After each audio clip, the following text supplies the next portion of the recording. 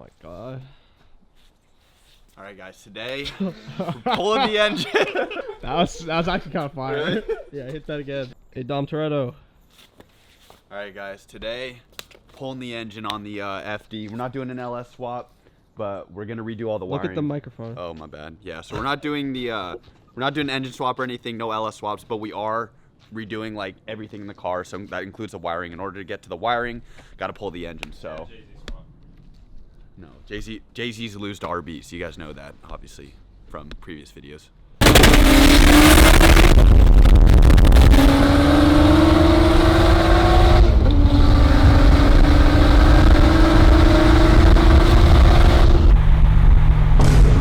Is that? There's literally spider webs, look. What is that? Huh? What's that doing in there? Hey, who would buy a Hashiriya Shiesty? Hell.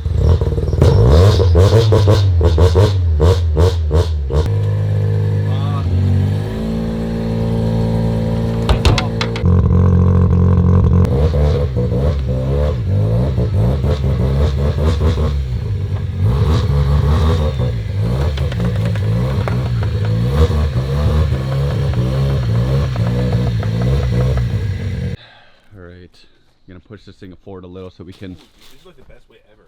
We never have to take off though. Dude, that's the most horsepower it's ever had. That's really good. 3-man power. 3 powers.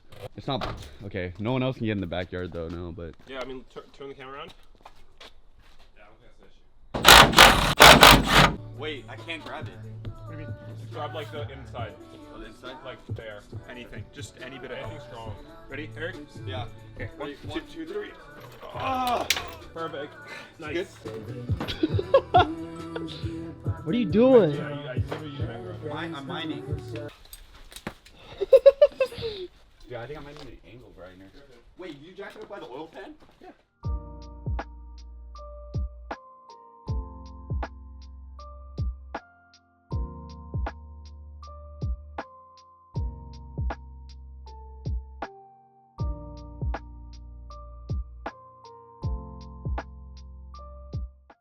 All right, guys, quick intermission. We found that the wastegate is the lowest point of the car, so it's been getting destroyed. All the wiring for the automatic transmission is just hanging out underneath. Right there. Yeah, right. You have this. Take a look at this thing. It's just a bundle of 2 things that just are tied around your brake lines. That's pretty sick. Okay. But you know, the whole thing's covered up by you have a neochrome drain bolt. That's pretty cool. That's plus at least 100 horsepower. Yeah, so this thing is just not good. That's why everything's coming out. Yeah. The crash is actually like the least problem. The crash is not, yeah, the crash is actually the not bad part. Guys, so we got the downpipe intercooler, main intercooler. Got to drop probably the radiator too. Actually, You might not need to, Eric. I would it's- like to not. it's actually out of the way, the radiator. It's actually like a V-mount setup, so it's kind of like a little bit out of the way. Yeah, basically Ethan was saying that this heater hose right there, it's really close to the downpipe and it's cracking and melting. So it was a coolant leak waiting to happen. So I think we're gonna set up with like an AN setup from there to that heater. Yeah, I gotta unbolt the trans. Oh my god, it's insane spread. I'm gonna cut both the lines. I don't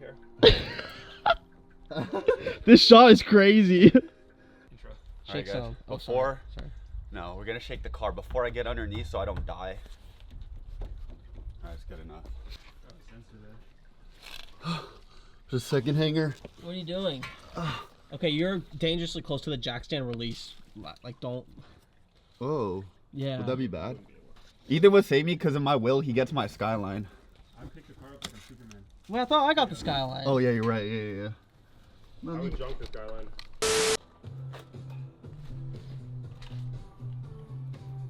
God, what is that? How's it going down there? I don't know how to take off the transmission, but I think I know how. Oh yeah, that's good. That's the right size. I didn't know what size the bolts were, but I guessed it with this 22 millimeter. So, cause it's such a big bolt, I'm pretty sure it's a 21, but you know, this 22 should work. This angle is crazy. Hey bro, hey, don't Don't touch the jacks, but just know that my Skyline's in the will for you, bro. Yeah, if I die. Hey. All right, guys. Quick intermission. I'm underneath the car right now. I got the, dude, I hate these things. They're hitting me in the face all day. But basically, Dan got the shifter taken apart. I was trying to take apart this power plant frame, which basically goes to the back of the car, and this holds the transmission up. We got these 4 studs out, these 2 studs, sorry. And then there's 2 more right here, but we can't get to them because we can't impact them off. And we need a deep socket because they're like super far in. So I gotta go to Harbor Freight or like AutoZone right now to get that socket size so we can get these out with a 1/2 inch because we only have 3/8 and we just bent. I don't know if you guys see this, but we literally were using this and the floor jack to try to get those studs out. We literally bent the extension, so.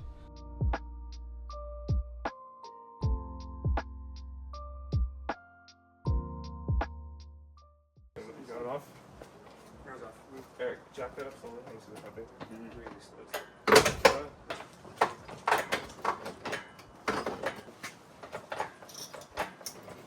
Good. Yeah. We can definitely hook the stock on wires. It's right here. It's a big hose. Hold on. It has to come back a little bit to clear the motor mount. Oh my god. What the? Don't worry about it. Don't worry about Later. it. Well, later. Later. Oh no, that's gonna be the biggest day known to man.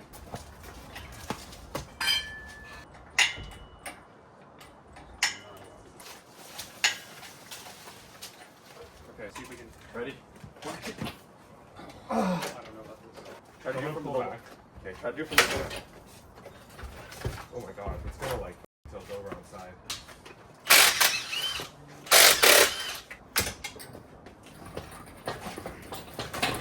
Right, 1, 2, 3.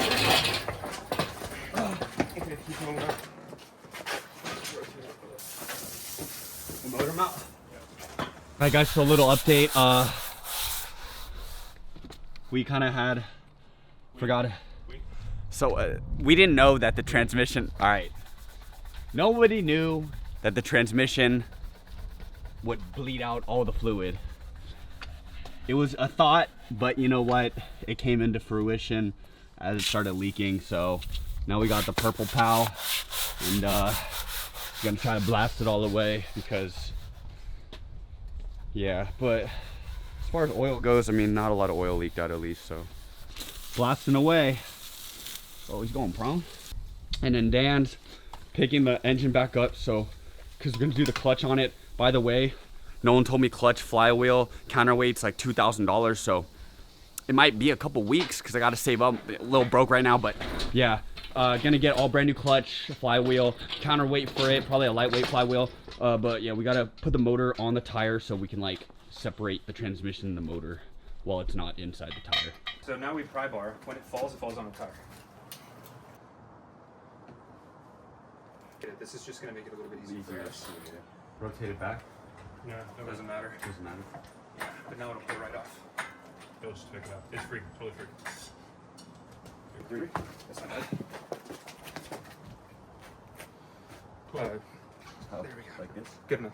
Guys, I'm jacking up the rear, so I got the handbrake up here, and then Ethan said I gotta put it in first, so thank you. Put it in first for me. All right, thank you, bro. Are you good? It's good. Okay, Yeah. now I can lower it. So car's in gear, and then the e-brake's up, so it won't roll back and kill me. Oh, too fast. Off.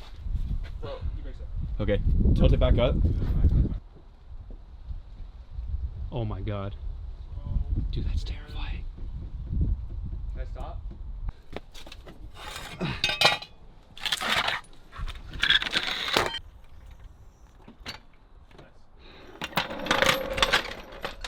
let's push it. All right, guys, FD is sitting to rest. It's pretty taken apart right now. I'm not gonna lie. It's very taken apart. Now we're trying to get all the oil stains out. Pretty much what it's gonna be with little to no hope, but you know, A for effort. Yo, what is going on, guys? Made it to the end of the video. Thank you so much. Sorry this video was so short. I didn't really like film too much because I was trying to struggle with the transmission power plant frame, trying to get it off so I can drop the transmission. Also, I was like covered in transmission oil because when I was under there, the transmission was leaking and I dipped my hair in it. So I had transmission oil, literally like ATF fluid in my hair. So I had to like shower for like a straight like 30 minutes in order to get it all out. But yeah, that was, it was a lot of work. I will say that I definitely could have done it without Dan and Ethan. So big shout out to them, pulling an engine and transmission out of an RX7. It's probably not as hard as like other engines, but it still was a first for all of us. So a lot of you probably wondering why we pulled the engine. Essentially replacing both wiring harnesses, the main chassis harness and the engine harness. I've already purchased both.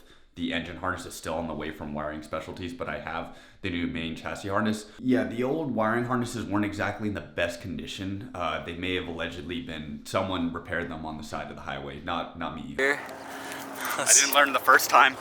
I tried to patch this side before, but clearly I didn't patch it enough. Yeah, the car basically just needs a refresh. We're gonna strip the bay, doing an ABS delete, so there's a lot coming for the car. In terms of resealing, the motor's not leaking anything. I think I'm gonna replace the water pump neck so I can fit an AN line on it. And then also maybe the alternator just because it looks ugly. The turbo manifold is also held in by RTV. So Jeff RTV'd like the entire motor. I think I'm gonna take off the turbo manifold at least and the intake manifold, remove the RTV and then put proper gaskets in there along with a little bit of RTV. If you guys don't know, let's take like a traditional other high performance engine like an S55, like the valve covers, oil pan gaskets, those will typically leak around 100,000 miles.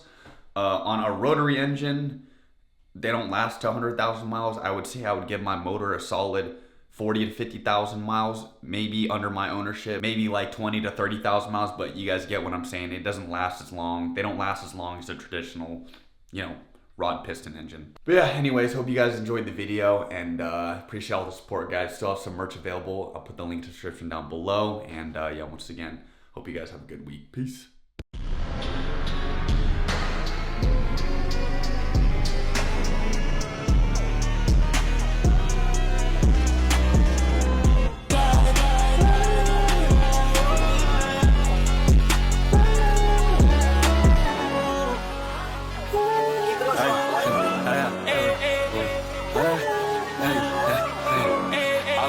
About that bitch, but now I'm mad about that. I was sorry about that bitch, but now I'm mad about that.